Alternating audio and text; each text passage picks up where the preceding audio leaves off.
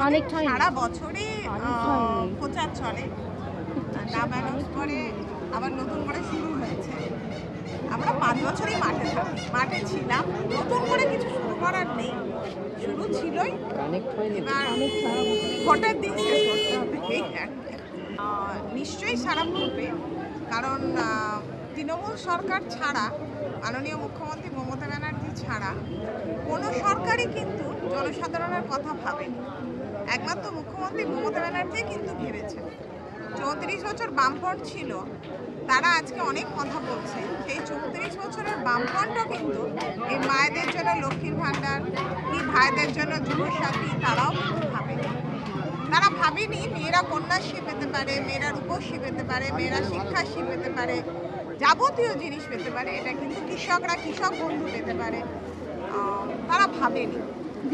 কেন্দ্রীয় সরকারও ভাবেনি যে ভারতবর্ষের মানুষ কিছু পেতে পারে, সাধারণ মানুষের কিছু পাওয়ার যোগ্যতা আছে, মানে তাদেরও প্রাপ্য আছে, সেটা কিন্তু তারা ভাবেনি। একমাত্র আমাদের সরকার, মাননীয় মুখ্যমন্ত্রী এটা ভেবেছে। যেভাবে আমার কোনো বক্তব্য নেই, ওনার কথাবার্তা ওনার মানসিকতার পরিচয় দেয়, তাদের এ বিষয়ে আমি কিছু বলতে নারাজ। দেশের ভালোবাসা যথেষ্ট, আমরা মাননীয় মুখ্যমন্ত্রীকে আমাদের কর্মীরা ভীষণ ভালোবাসে। কাকরাইলের মানুষ সত্যিই খুব ভালো, চাওয়া পাওয়ার রাজনীতি তারা করে না, এবং যে কোনো জায়গায় গেলে দেখা যাবে, মানে যে কোনো র্যালি, যে কোনো কিছু দিদি এসছে মানে, পিয়াদি এসছে মানে হাজার হাজার কর্মী নেমে পড়ে মাঠে।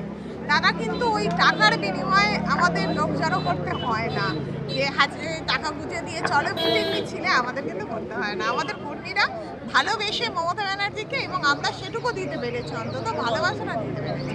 সেই হিসেবে সবাই মাঠে নেমে পড়েছে, সবার মধ্যে খুব উৎসাহ এবং ভালো ফলাফল ভালো হবে। জিতে আসার পরে যে কাজটা এখন আমাদের হতে ভোট এসে যাওয়ার জন্য বন্ধ আছে, জল প্রকল্পের কাজটা, ওটা আমরা শেষ করব। হাজি এসপি মল্লিক একতলা হয়েছে, আমি মানে করেছি 10 মিনিট, ওটাকে 2 তলা করে ডবল করার চেষ্টা করব। লক্ষ্মী কমল হসপিটালটা রিপেয়ারিংয়ের জন্য প্রচুর টাকা এসছে, ওটাকে যাতে ডাক্তার বসানো যায় দেখব। একটা হিন্দি মিডিয়াম স্কুল করার আমার খুব ইচ্ছা আছে এখানে। এইগুলো আগে টার্গেট। তারপরে তো আছেই, অনেক কারখানা আসছে সাকরাইলের শিল্প এলাকা, যাতে তারা কারখানাগুলো করতে পারে, তাদের সুযোগ সুবিধা করে দেয়া এগুলোর জন্য, এবং তার জন্য অনেক ভাইরাও আমার চাকরি পাবে, কর্মসংস্থান।